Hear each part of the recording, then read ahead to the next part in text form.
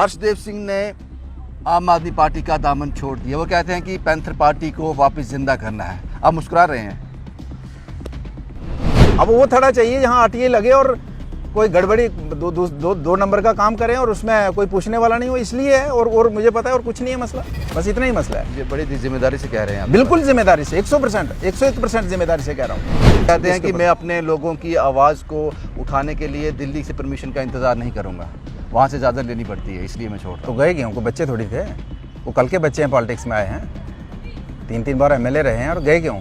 कि बलवंत किया है। वहाँ से मुझे छुट्टी करवाने का प्लान था कि इसको छुट्टी मैं टेक ओवर करूँ, कर लिया टेक ओवर, चला लिया। फिर चला लिया ना आपने, तो क्यों भागे? फिर दिल्ली वालों ने घास ही नहीं डाला इस बार, अंदर नहीं घुसने दिया। तो मैं तो खुले शब्दों में कहूँगा कि ब्लैकमेलिंग का अड्डा बन गया था पैंथर पार्टी को यूज़ किया जाता कुछ एक आध लोगों की तरफ से, पूरा ब्लैकमेलिंग। आज कोई लेने के लिए तैयार नहीं है। पूरी तैयारी थी बीजेपी की, झंडे पोस्टर बैनर का ऑर्डर तक हो गया था। बीजेपी जब ऊपर बात हुई ना कि नहीं भाई, ये तो तबाह कर देगा पार्टी को। और हमने सैकड़ों बार सुना है कि ये ऐसा सांप है भीम सिंह जो अपने बच्चों को खा जाता है।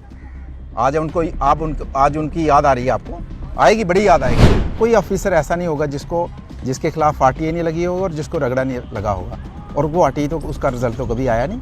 उसमें फिक्सिंग होती थी डेफिनेटली, ज़बरदस्त मैं खुले में कहना चाहता हूँ। और हमें अल्टीमेट ऑफिसर्स आते थे कि भाई साहब आपकी पार्टी है तो संभालिए। कल भी मैं सुन रहा था एक वीडियो में, मैंने इसको एमएलए बनाया। भाई एमएलए बनाया तो आपकी वाइफ इलेक्शन लड़ी थी डीडीसी की, वो क्यों नहीं डीडीसी? आप तो 2 महीने उनके साथ तो नंगे पांव घूमते रहे, आप उनको डीडीसी मेंबर नहीं बनाए थे और मुझे एमएलए बना दिया आपने।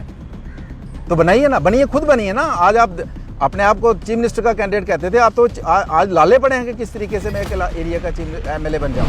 आपने सिर्फ एक ही इंटरेस्ट बताया कि पर्सनल इंटरेस्ट से उन्होंने छोड़ा। पर्सनल ईगो दुनिया भर की। जब पार्टी के हेड को अगर आप 4 घंटे इंतजार कराते हो गार्ड रूम में, लगाइए, फिर वो लोग पार्टी चलाएंगे, वो लोग पार्टी को हेड कराएंगे। न्योता दिया है पुराने साथियों को वापस आने के लिए, मेरे दरवाजे खुले हैं, उसमें आपका नाम भी है। हर्षदेव सिंह ने 9 महीने का अंतराल आम आदमी पार्टी में गुजारने के बाद ये फैसला किया कि उनको पैंथर पार्टी को वापस से रिवाइव करना है।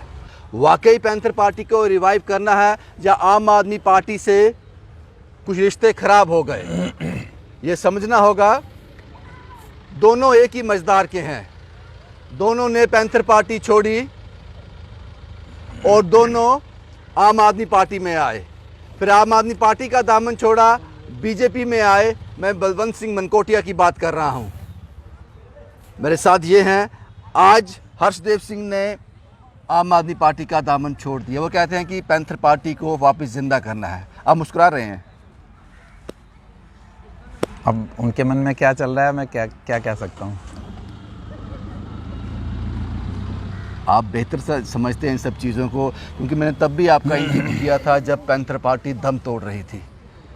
आज फिर वो इसलिए कह रहे हैं कि उनको ज़िंदा करना है वापस, यही कारण है मैंने आम आदमी पार्टी का दामन छोड़ा है। ये बदलाव 9 महीने बाद क्यों? जब से भीम सिंह जी ने चेयरमैन का पोस्ट उनको दिया था, उसके बाद का अगर आप देखेंगे पैंथर्स पार्टी डाउन होती गई, पैंथर्स पार्टी बढ़ी नहीं। और आप खुद देखेंगे, आप चेक करेंगे पिछला जो रिकॉर्ड है, जब से जिम्मेदारी दी उसके बाद क्या बात हुई कि पैंथर पार्टी दिन ब दिन गिरती गई और ज़ीरो पे आ गई। और मैं आपको बताना चाहूँगा कि पैंथर्स पार्टी लगभग एक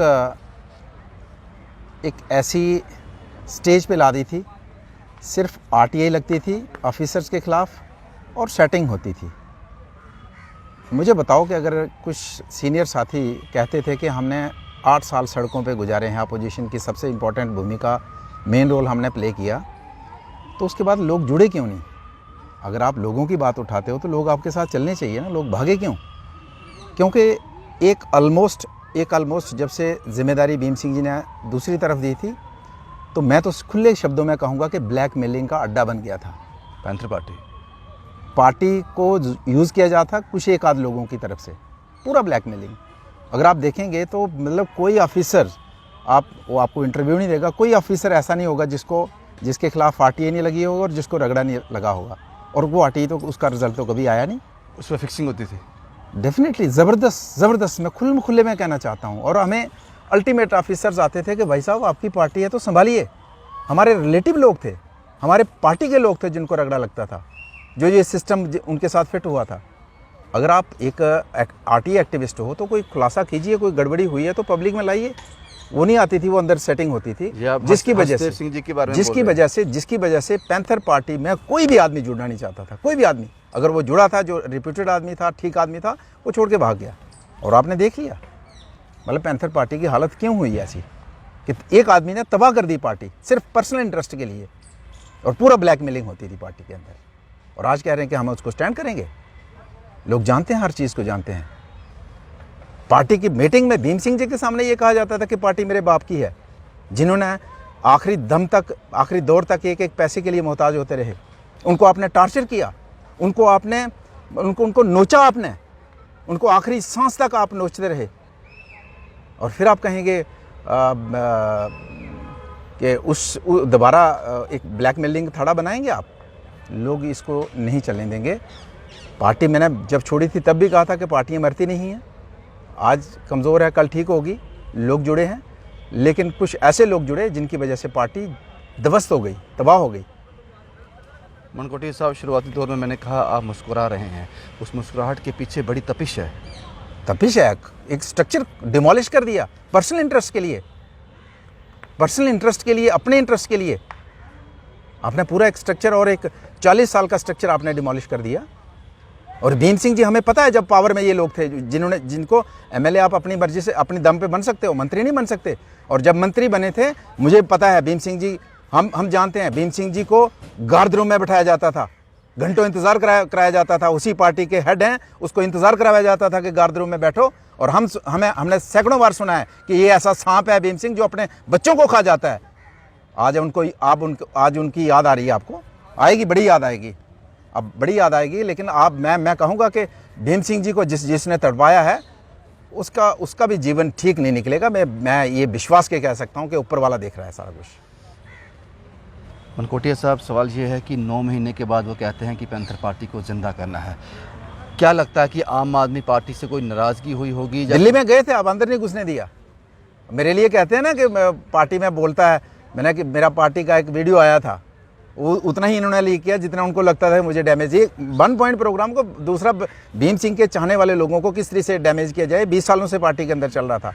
आज हर नुक्कड़ कोने में एक ही चर्चा चलानी, बलवंत ये है। मेरा करैक्टर तो आपके 4 शब्द बोलने से, आपके शब्द बोलने से मेरा चरित्र खराब नहीं होगा। 1 पॉइंट है कि हर दिन ये कहना कि हर दिन ये इस तरीके का उल्टा। कल भी मैं सुन रहा था एक वीडियो में, मैंने इसको एमएलए बनाया। भाई एमएलए बनाया तो आपकी वाइफ इलेक्शन लड़ी थी डीडीसी की, वो क्यों नहीं डीडीसी? आप तो 2 महीने उनके साथ तो नंगे पांव घूमते रहे, आप उनको डीडीसी मेंबर नहीं बनाए थे और मुझे एमएलए बना दिया आपने। तो बनाइए ना, बनिए, खुद बनिए ना। आज आप अपने आप को चीफ मिनिस्टर का कैंडिडेट कहते थे, आप तो आज लाले पड़े हैं कि किस तरीके से मैं एक एरिया का एमएलए बन जाऊँ। आज लाले पड़ गए हैं तो आपने हमें एमएलए बना दिया।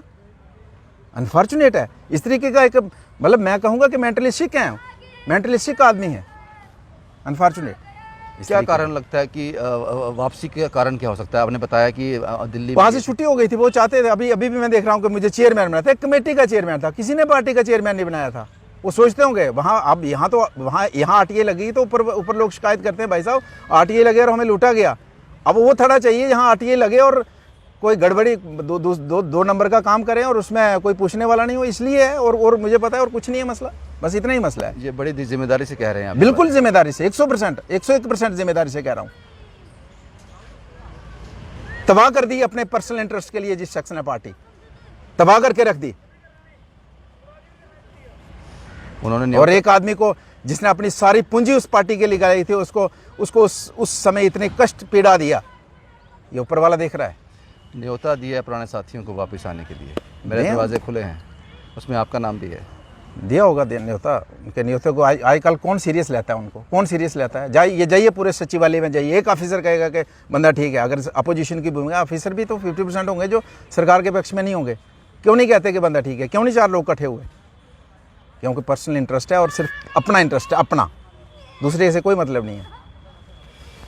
जब हर्षदेव सिंह मनकोटिया और आपके पुराने साथी इकट्ठे थे, तब पैंथर पार्टी ने दम तोड़ा, धीरे धीरे आप लोग निकलते गए। अब अकेले हर्षदेव क्या लगता है कहाँ तक चल पाएंगे? हाँ, ये तो आने वाला समय बताएगा। इस पे ऊपर मैं फ़िलहाल तो कोई टिप्पणी नहीं कर सकता, लेकिन आने वाला समय बताएगा। आपने सिर्फ एक ही इंटरेस्ट बताया कि पर्सनल इंटरेस्ट से उन्होंने छोड़ा है। पर्सनल ईगो दुनिया भर की। जब पार्टी के हेड को अगर आप 4 घंटे इंतज़ार कराते हो गार्ड रूम में, अपने घर जब आते हैं तो आप लगाइए, फिर वो लोग पार्टी चलाएंगे, वो लोग पार्टी को हेड कराएंगे। ये लोग कहते हैं कि असली आदमी का चरित्र जब देखना उसको पावर दीजिए, उसके बाद पता लगता है चरित्र क्या। पावर देखी है लोगों ने, आपको पावर में भेजा है। आपने तो लोगों को छोड़िए, अपने घर वालों को, पार्टी के लोगों को, मतलब आपने किस तरीके से ट्रीट किया है, पार्टी के हेड को किस तरीके से ट्रीट किया, ये सारा जम्मू कश्मीर जानता है। आम आदमी पार्टी में आप भी रहे हैं, क्या लगता है वजूहात यही है? एक मैं फिर से अपने सवाल को रिफ्रेम कर रहा हूँ, पैंथर पार्टी को जिंदा करना कारण क्या रहा होगा कि 9 महीने के बाद आम आदमी पार्टी का दामन छोड़ दिया? हाँ, वो कहते हैं कि मैं अपने लोगों की आवाज़ को उठाने के लिए दिल्ली से परमिशन का इंतज़ार नहीं करूँगा, वहाँ से इजाज़त लेनी पड़ती है, इसलिए मैं छोड़ रहा हूँ। तो गए क्यों? कोई बच्चे थोड़ी थे, वो कल के बच्चे हैं, पॉलिटिक्स में आए हैं, 3-3 बार एमएलए रहे हैं, और गए क्यों? कि बलवंत किया है। सच्चाई ये है भाई साहब, बलवंत के बगैर नहीं चल सकते हैं। ये कहते हैं कि मैंने बनाया, हमने बनाया, मैं कहता हूँ हमने बनाया, मिनिस्टर हमने बनाया, हमने अपनी मिनिस्ट्री को त्याग दिया है। जब मिनिस्टर मैंने दूसरे नंबर पर मेरा नाम था, मैंने कहा नहीं, इनमें से 2 में से किसी और को बना लीजिए, वो सीनियर है उनको बनाइए। हमने बनाया। आज चलें, क्यों नहीं चल पाए मेरे बगैर? 1.5 साल में से ही निकला हूँ मैं। क्या सरेंडर हो गया? एक पार्टी तबाह की, दूसरी पार्टी तबाह की, आज कोई लेने के लिए तैयार नहीं है। पूरी तैयारी थी बीजेपी की, झंडे पोस्टर बैनर का ऑर्डर तक हो गया था। बीजेपी जब ऊपर बात हुई, उन्होंने कहा नहीं भाई, ये तो तबाह कर देगा पार्टी को। आज तो ऐसे शख्स हैं वो जो जहाँ जाएंगे उसको ख़त्म करके जाएंगे। आप लोगों में ये चर्चा है और रियलिटी भी है। क्यों नहीं हुआ? आम आदमी पार्टी में एक भी बंदा, उनको क्या करना था ऐसा बंदा जिसके साथ एक भी बंदा नहीं हो? एक भी बंदा ज्वाइन किया? जब हमने छोड़ी उसके बाद कोई बताइए एक बंदा ज्वाइन किया हो। और वहाँ जाके पीछे लग के उनको ये मेरे झूठे, मेरे पास एक टीन का शेड है जिसमें दफ्तर चलाता हूँ, वहाँ चिट्ठियाँ लिखी कि इसके पास तो महल है, वो ये फलाना कब्जा किया है। जो लीगल ज़मीन पे एक शेड बनाया है, बाइट पैसे से लिया है उसको, वहाँ जाके महल बनाए हैं। मतलब किस तरीके से वहाँ से मुझे छुट्टी करवाने का था, प्लान था कि इसको छुट्टी मैं टेक ओवर करूँ। कर लिया टेक ओवर, चला लिया। फिर चला लिया ना आपने, तो क्यों भागे? फिर दिल्ली वालों ने घास ही नहीं डाला, इस बार अंदर नहीं घुसने दिया, तो क्या करना था? मेरा आखिरी सवाल यही था आपसे कि क्या आप वापस पैंथर पार्टी का रुख करोगे? लेकिन मुझे आपका जवाब मिल गया, आपका जवाब मुझे मिल गया। हर्षदेव सिंह ने टोपी उतार दी है। अगला जो उनका सियासी कैरियर होगा वो साइकिल पे होगा। ये साइकिल कितनी दूर जा पाती है, और जो इल्ज़ामात मनकोटिया साहब ने हर्षदेव सिंह साहब पे लगाए हैं, मुझे लगता है कि ये चीज़ें जो सियासत में जब इस तरह की चीज़ें खुलकर सामने आती हैं तो जनता मायूस हो जाती है, वो विश्वास जो है कहीं डगमगा जाता है। उम्मीद करते हैं कि ये साइकिल का सफ़र उनका, जिस तरह से वो प्लान कर रहे हैं, जो सोचा है, वो उनकी बेहतरी की ओर जाए। शुभम कुमार के साथ Ravindra Singh, the state sentinel के लिए।